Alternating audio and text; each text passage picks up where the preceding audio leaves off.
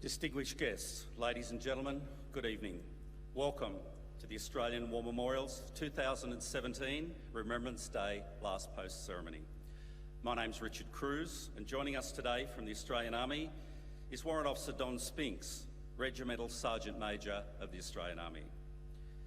We're honoured to acknowledge Lieutenant General Angus Campbell, Chief of Army, Air Vice Marshal Gavin Turnbull, Deputy Chief of Air Force, Wing Commander Sharon Bowen, representing the Chairman of the Council of the Australian War Memorial, Dr Brendan Nelson, Director of the Australian War Memorial, and Ms Gillian Adamson, members of the Council of the Australian War Memorial, Mr Alex McGowan, President, ACT Branch of the Naval Association of Australia.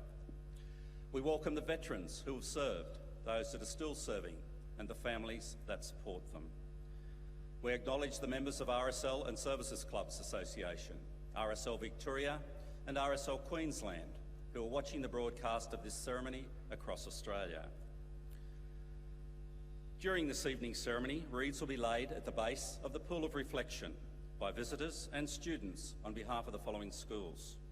From Queensland, Rockhampton Grammar School Primary Department, and from Western Australia, Dwelling Up Primary School. Australia's Federation Guard is a tri-service ceremonial unit of the Australian Defence Force. They provide a ceremonial presence at civil and military events and during visits to Australia by foreign dignitaries. The Guard will now dismount the catapult party from the tomb of the unknown Australian soldier.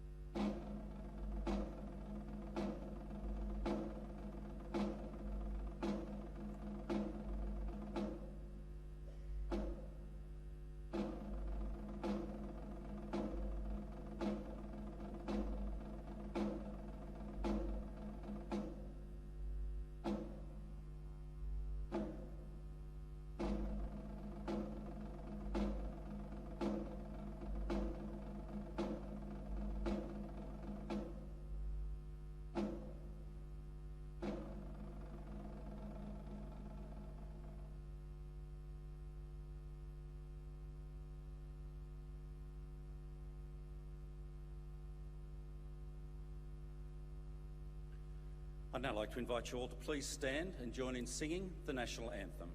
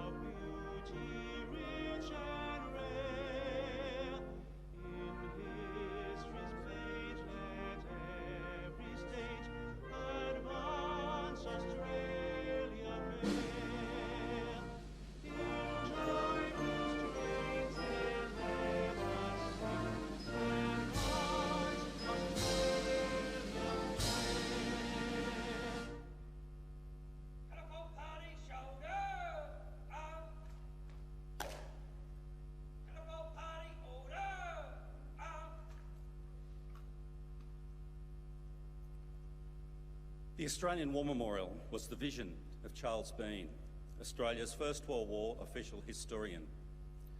Bean landed with the Australian troops on Gallipoli and stayed with them at the front through to the end of the war. The idea of this national memorial and museum came to him at Pozières, France, in the depths of the bloody fighting of 1916. Bean's idea was that this would be a place where families and friends could mourn loved ones buried in faraway places. It would also be a place that could help all Australians understand what these men and women had endured and what they had done for us. Bean's vision, to which we remain true, is best expressed as inscribed in the entrance to the memorial's galleries.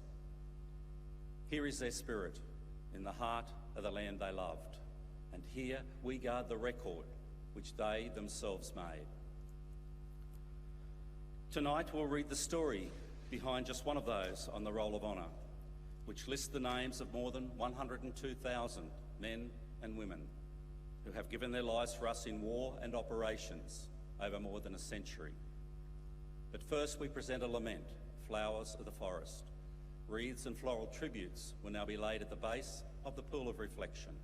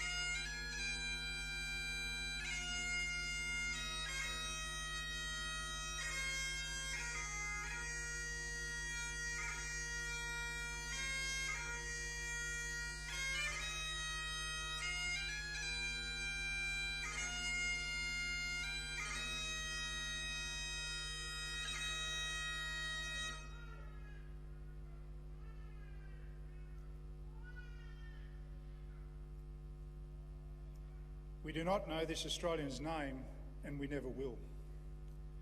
We do not know his rank or his battalion. We do not know where he was born, nor precisely how and when he died. We do not know where in Australia he had made his home, or when he left it for the battlefields of Europe. We do not know his age or his circumstances, whether he was from the city or the bush, what occupation he left to become a soldier, what religion, if he had a religion, if he was married or single. We do not know who loved him or whom he loved. If he had children, we do not know who they are. His family is lost to us as he was lost to them. We will never know who is this Australian. Yet, he has always been among those whom we have honoured. We know that he was one of 45,000 Australians who died on the Western Front, one of 416,000 Australians who volunteered for service in the First World War, one of the 324,000 Australians who served overseas in that war, and one of the 60,000 Australians who died on foreign soil, one of the 100,000 Australians who have died in all our wars. He is all of them, and he is one of us. This Australia and the Australia he knew are like foreign countries. The tide of events since he has died has been so dramatic, so vast and all-consuming, a world has been created beyond the reach of his imagination. He may have been one of those who believed that the Great War would be an adventure too grand to miss. He may have felt that he would never live down the shame of not going. But the chances are he went for no other reason than he believed it was the duty he owed his country and his king. Because the Great War was a mad, brutal, awful struggle, distinguished more often than not by military and political incompetence, because the waste of human life was so terrible that some said victory was scarcely discernible from defeat, and because the war which was supposed to end all wars, in fact sowed the seeds of a second, even more terrible war, we might think that this unknown soldier died in vain. But in honouring our war dead, as we always have, we declare this is not true. For out of the war came a lesson which transcended the horror and tragedy and the inexcusable folly. It was a lesson about ordinary people, and the lesson was that they were not ordinary. On all sides, they were the heroes of that war, not the generals and the politicians, but the soldiers and sailors and nurses, those who taught us to enjoy hardship, to show courage, to be bold as well as resilient, to believe in ourselves and to stick together. The unknown Australian soldier was one of those who, by his deeds, proved that real nobility and grandeur belongs not to empires and nations, but to the people on whom they, in the last resort, always depend.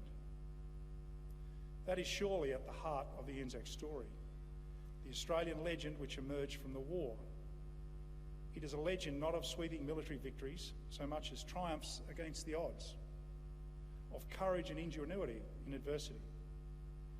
It is a legend of free and independent spirits whose discipline derived less from military formalities and customs than from the bonds of mateships and the demands of necessity.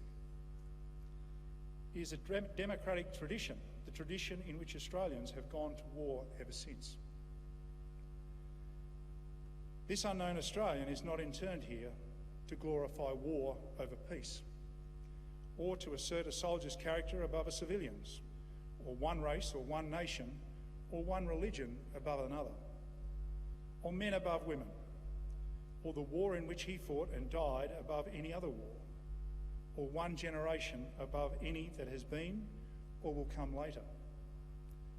The unknown soldier honours the memory of all those men and women who laid down their lives for Australia. His tomb is a reminder of what we have lost in war and what we have gained. We have lost more than 100,000 lives, and with them all their love of this country and all their hope and energy. We have gained a legend, a story of bravery and sacrifice, and with it a deeper faith in ourselves and our democracy, and a deeper understanding of what it means to be Australian.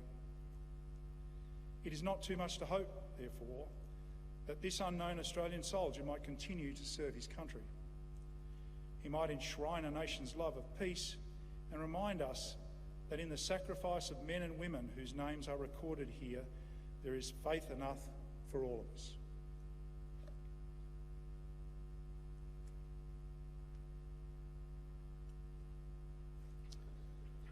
Please stand for the reading of the ode and the sounding of the last post. The whole party shoulder up.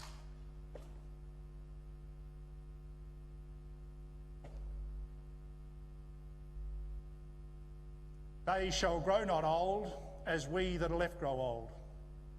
Age shall not weary them, nor the years condemn. At the going down of the sun and in the morning, we will remember them. We will remember them. Catapult party preserve up.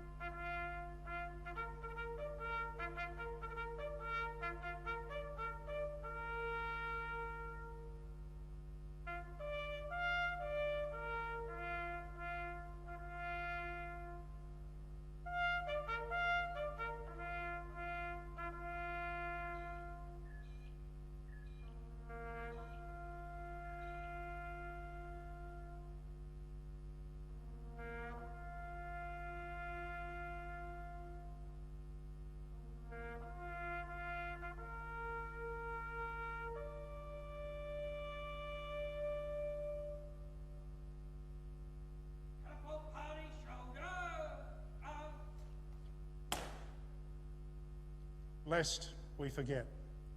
Lest we forget.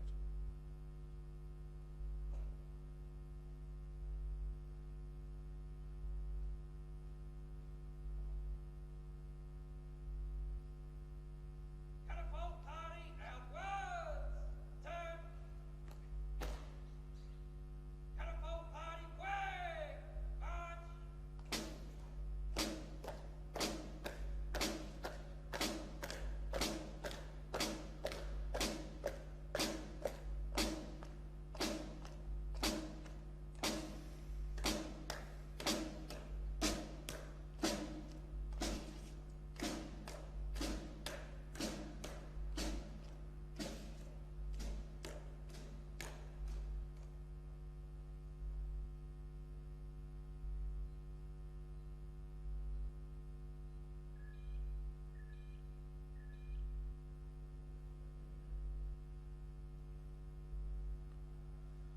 We leave you this evening with the words of the memorial's founder, Charles Bean.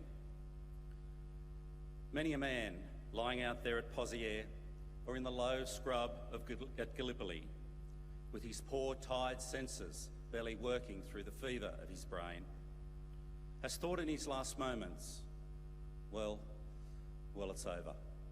But in Australia, they will be proud of this. Ladies and gentlemen, girls and boys, that concludes this evening's last post ceremony.